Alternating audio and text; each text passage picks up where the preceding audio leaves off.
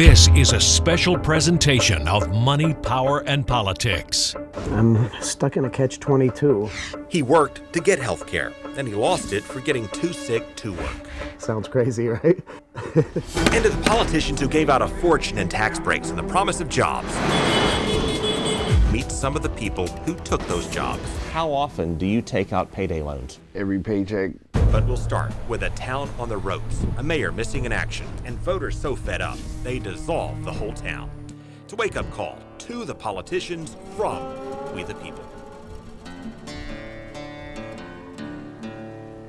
Well, what goes through my heart is that we're dying. The rust and the rot, and the sprawling weeds, and the missing roofs in this once proud boomtown are a warning. This whole thing was open. Well, it still is. Yes. Hastings, Florida, or what's left of it, is a canary in the coal mine for small-town America. Well, this one's for rent. Yes. How long has this been for rent? Long as I can remember. John Barnes remembers what Main Street used to be. Tourists pack the downtown shops while the town's farmers work the fields. It was a typical Americana of the 50s and 60s. They loaded their rail cars in grocery stores with giant cabbage and heaping sacks of potatoes. It turned Hastings into the potato capital of the South, among other things. We had gambling operations here, all kind of gambling operations, and moonshine. Lots of moonshine sold here. His neighbors may not have wanted him to tell that part, or the part about the truck stop that wasn't really a truck stop. And the waitresses had on evening gowns and these real dangly earrings and, big bouffant hairdos back in the day, rouge on their chin, and smelling of lots of perfume.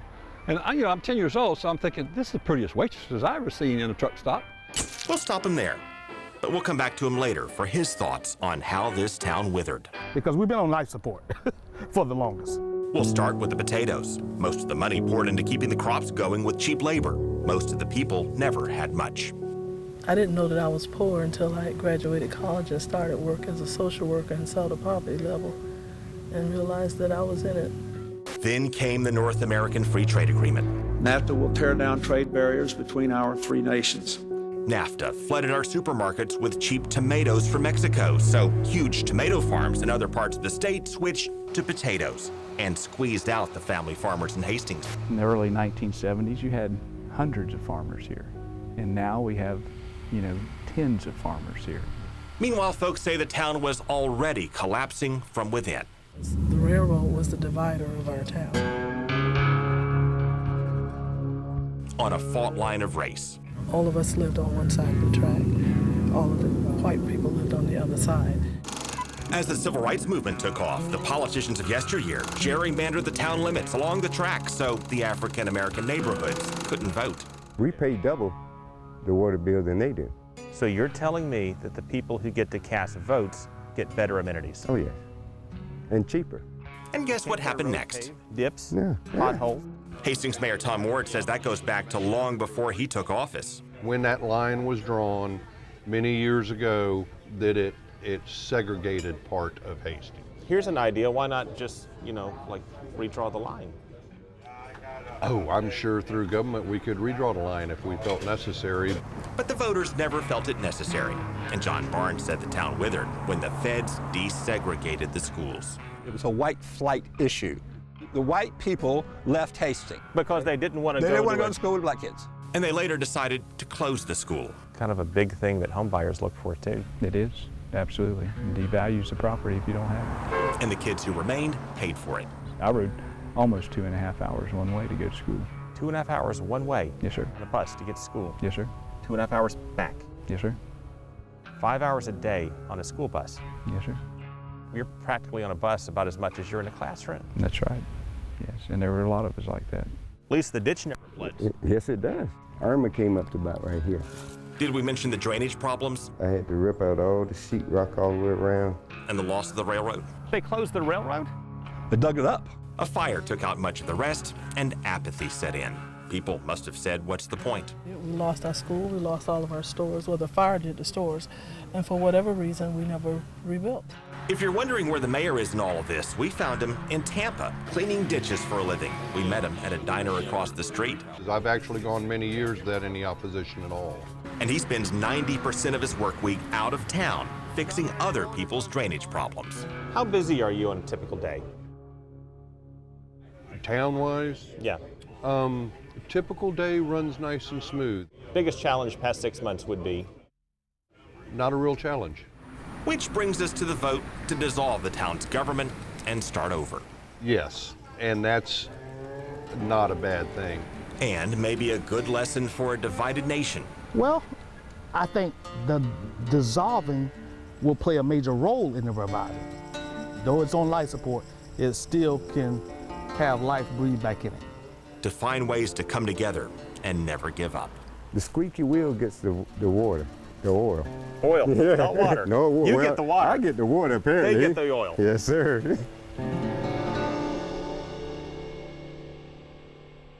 82% of the town voted to dissolve. Coming up, You were the subject of a sting operation I was. from the diet police. Yes. who knew suggesting fresh food can get you arrested?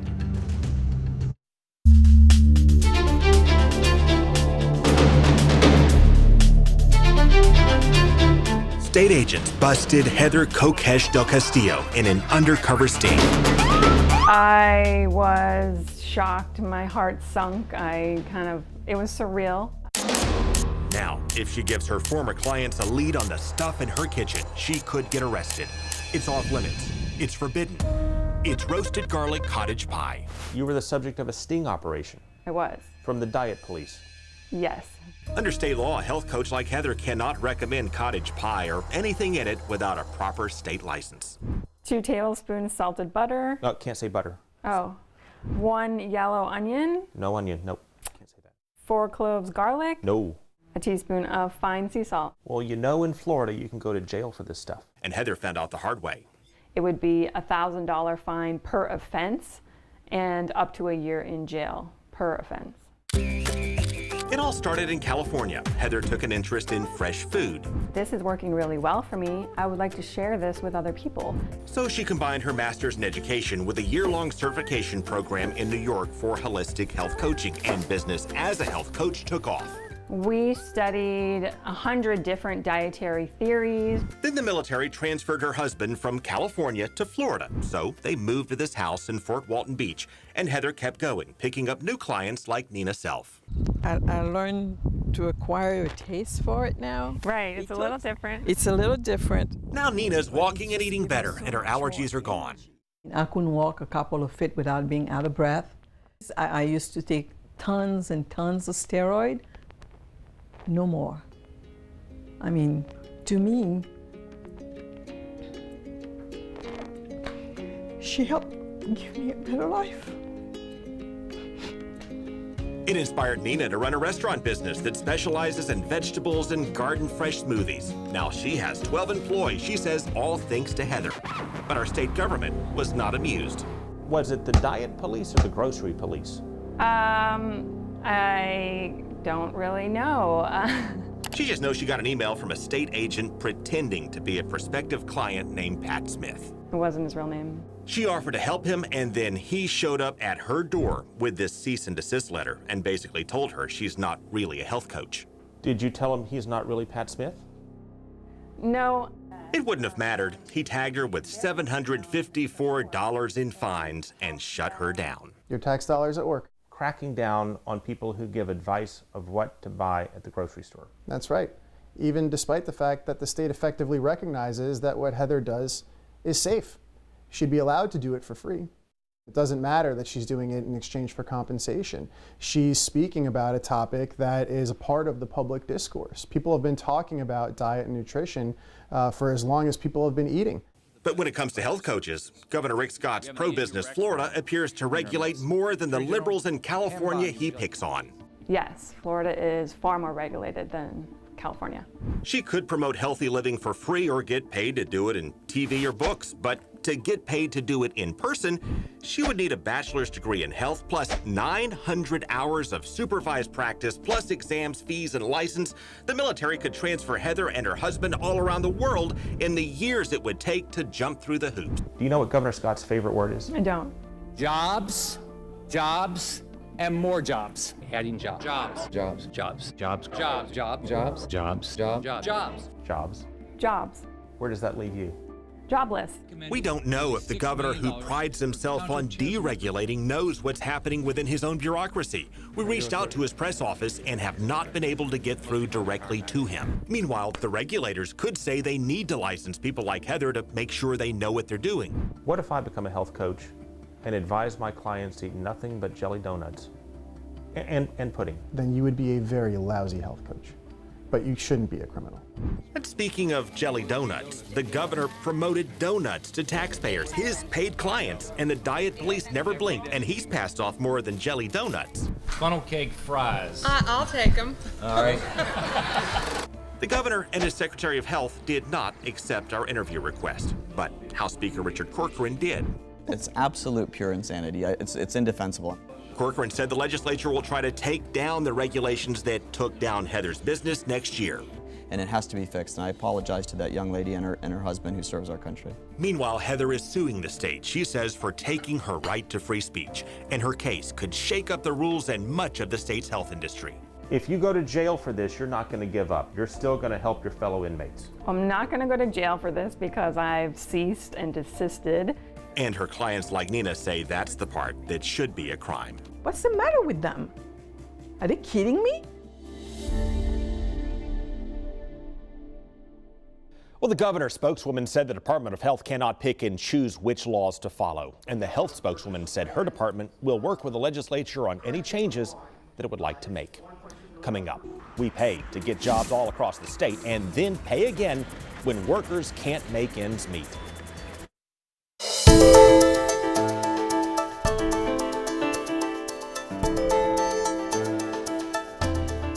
How often do you take out payday loans? Every paycheck. This man has a mountain of debt and a baby girl and nothing left at the end of the month. Maybe 100, if that's. That's after food, after bills, after payday loans. That's before. He's in the kind of fix that politicians try to fix with a four-letter word. What do we need? We need more jobs. Jobs. We want more jobs. We need jobs. Yeah, Florida's Governor Rick Scott promised so many jobs by re-election time, he couldn't even remember.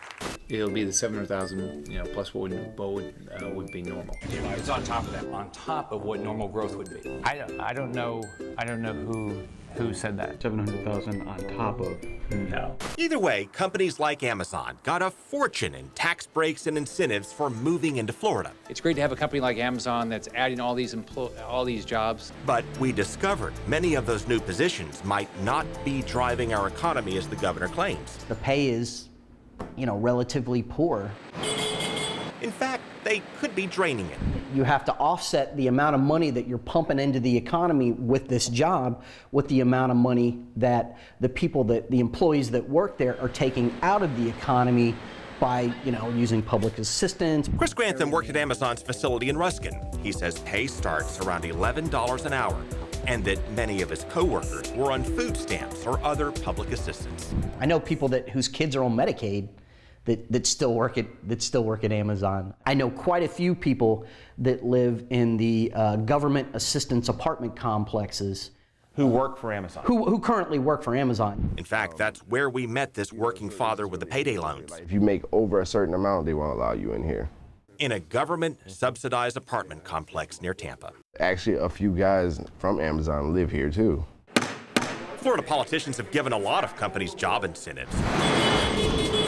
But they've keyed into Amazon, giving out more than $48 million in incentives according to the tax watchdog Good Jobs First.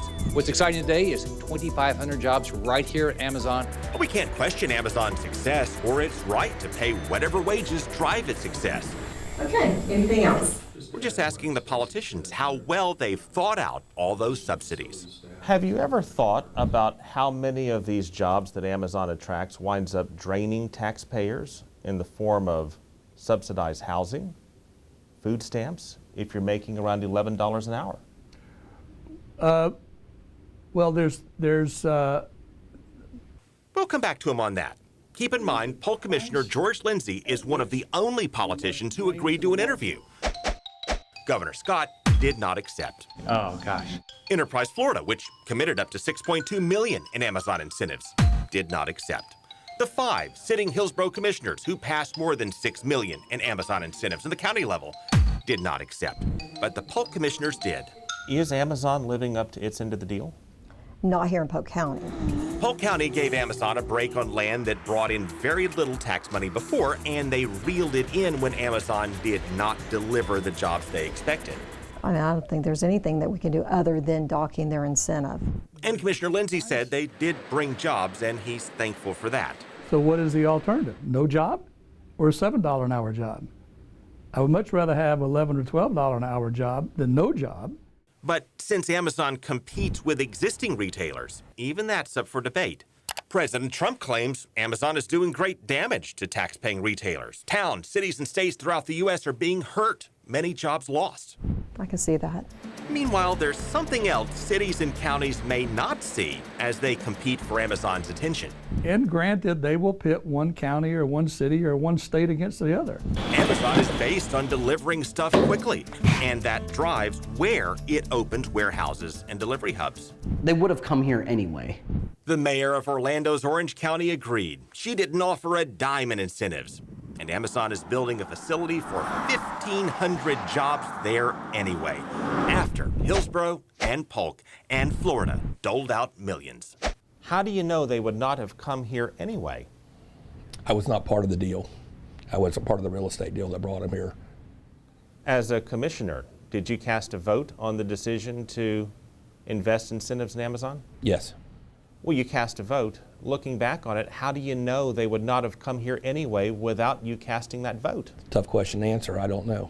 Well, give them props for fielding tough questions. Will you call a special session? On a topic that politicians tend to avoid when you dig beyond the numbers. How many payday loans have you taken out in the course of 2 years? I would say already about at least 20 different payday loans. I went to this website and they loaned me the money to pay them back.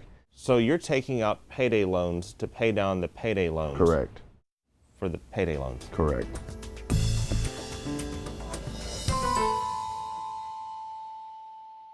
Amazon responded by touting its 401k, tuition, and paid leave benefits. It stated that Amazon offers highly competitive hourly wages. In fact, median pay inside Amazon fulfillment centers is 30% higher than that of people who work in traditional retail stores. Coming up, catch in the law that cancels health insurance when people need it the most.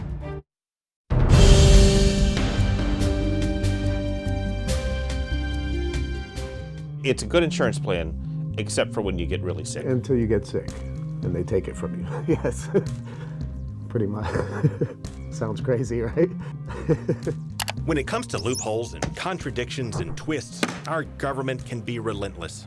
I'm stuck in a catch-22. And Ray Martineau ought to know. It turned me into an emotional basket case. It's basically what it did. He had a job. I've been working since I was a kid. I love to work. And he bought health insurance off the government exchange. But then doctors discovered cancer in his bowels. He got too sick to work, so his mom postponed retirement to pay his premiums for him. She's the world. That's my mom. I can't eat, and when I'm throwing up, I was there when I blacked out in the hallway. But with no proof of work, they would not take his mom's money, which brings us to the twist. Under the law, you have to work to get subsidized health insurance. But if you get too sick to work, they take it away. If you can't earn the income for us to give you this subsidy, we cannot give you insurance. He could not keep his health without a job, and he could not keep a job without his health. If the premiums are being paid, why are you going to take my health care? Well, the short answer is Congress figured people with no income should not get subsidized insurance. They should get Medicaid or state-run health care for the poor. But just being poor does not qualify you for Medicaid in Florida. You have to be poor plus disabled or under 18 or have children, etc. So a lot of folks like Ray slip through the cracks. I think about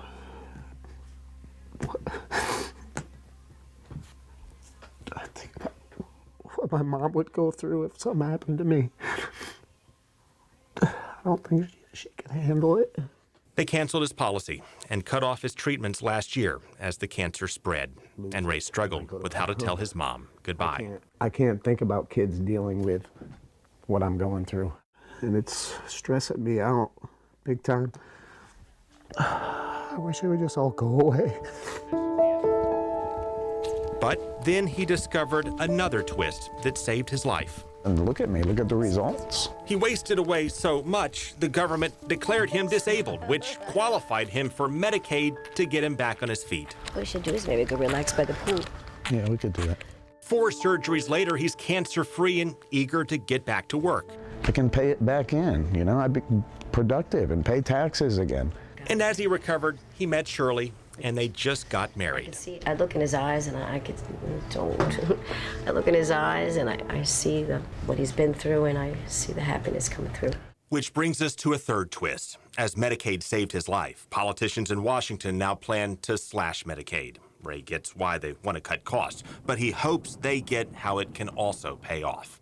If more people had it, more people could get back to work and start paying taxes and paying into society and building their lives back. And not only that, they'd all be happier and healthier. And consider how it paid off for him. I'm the most blessed person in the world. I love you. I love you too, baby.